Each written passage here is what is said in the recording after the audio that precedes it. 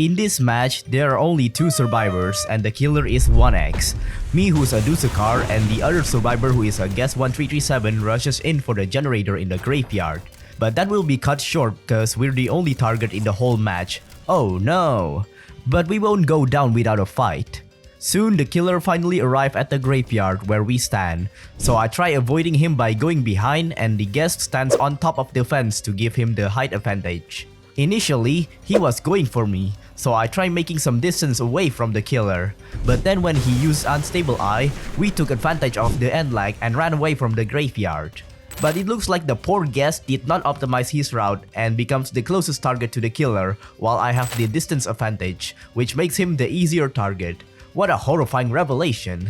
But not to worry, I'm not your average Dusekkar teammate. I zap the killer to give the guest more time to recover stamina and run away. But the guest goes backward towards the graveyard, which I personally don't recommend doing if you're being chased in a straight line.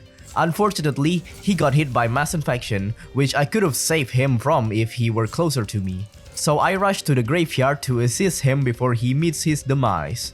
I see the commotion happening in the graveyard, but this killer seems to love spamming Unstable Eye. So guest loops him around the fence. Taking advantage of the killer's predictable movement, I zap the killer through the fence, which makes it even harder for the killer to close the loop. He then again used mass infection, but thankfully I have spawn protection ready to shield him from major damage. And because I did all of that, the 1x switches his target, but looking at the situation, he is not even close to me, so he can't even reach me in time for God's sake.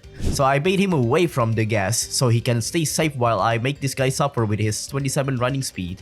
Taking advantage of his mindless Unstable Eye spamming, I keep slowing him down with Plasma Beam. Great, this guy is cooked. But oh my god, the guest is actually foolhardy cause he thinks he can protect me. It is best to leave me to him because I have the distance advantage already. This unfortunately makes him a vulnerable target again, so it looks like I have to protect him yet again. He got hit by entanglement, so I use spawn protection to shield him from the mass infection, giving him the chance to run away. So now he goes towards the mansion, and I'm following them to yet again protect him.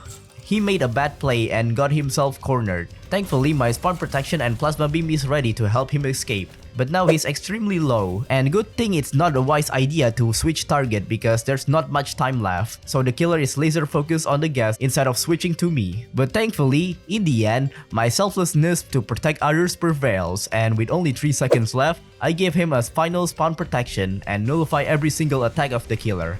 Fantastic. And that is why Dusekkar is hella amazing.